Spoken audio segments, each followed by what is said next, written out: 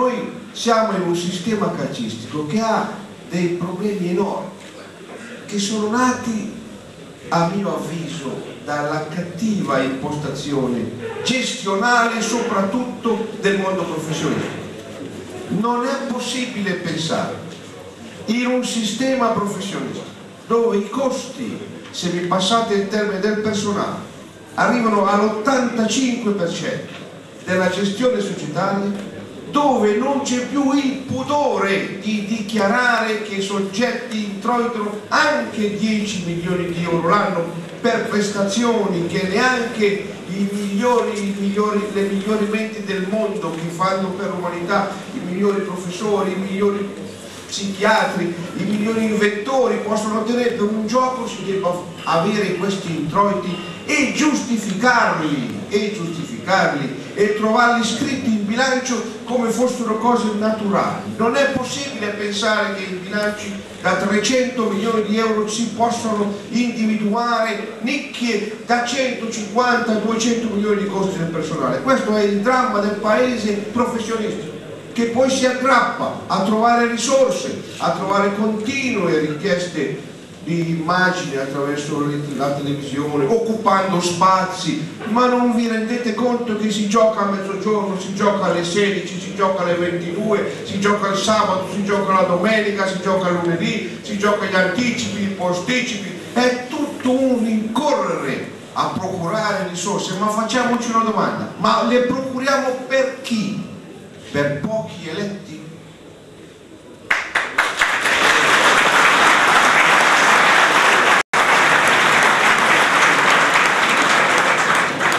E come si può ipotizzare di fare delle riforme dove la razionalizzazione degli indirizzi trova la rappresentanza politica di solo famiglie nel mondo professionistico?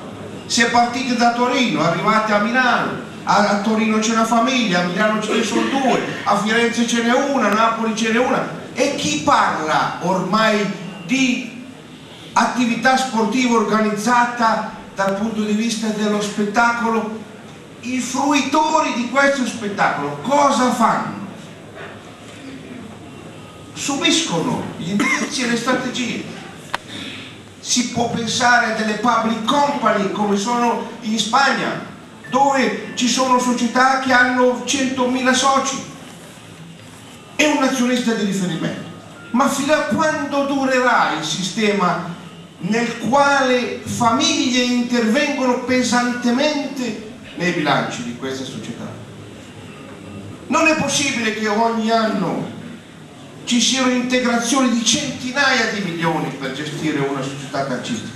Abbiamo fatto €1 di debito, cioè noi non siamo debitori nei confronti di privati o di banche di €1.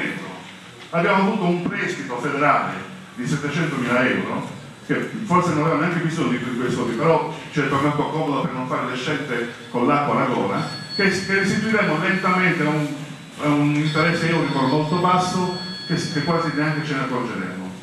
Qual è il discorso però? Che oggi voi siete proprietari di un locale che se oggi voi mi autorizzate,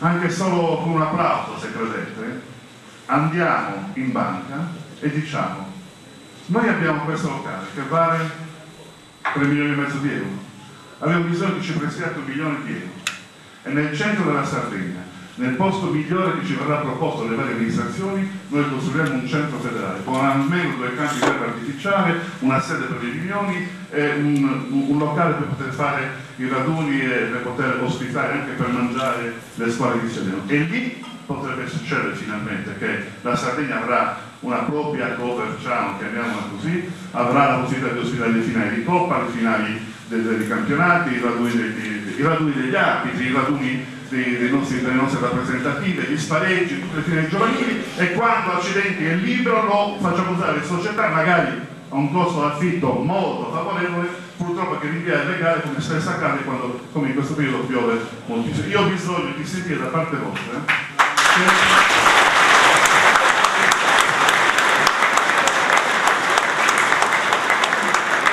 grazie, perché Grazie, perché questo non è semplice andare in banca e chiedere soldi, e non rispondo io, però mi sento che con il vostro suggerimento noi in 2 anni, prima che finisca questo mandato, avremo i campi. E sapete perché? Perché ci sono già almeno 3 amministrazioni che si sono proposte per darci l'utilizzo del campo al centro della Sardegna per realizzare questo investimento. E siccome ci è sembrato corretto non fare una scelta assurda senza avervi sentito, vi chiediamo, sino al 30 gennaio, lasciamo aperte le nostre caselle postali e attendiamo che qualche altra amministrazione di questa zona del centro Sardegna si proponga e sceglieremo la migliore. E che Dio ce la mandi buona.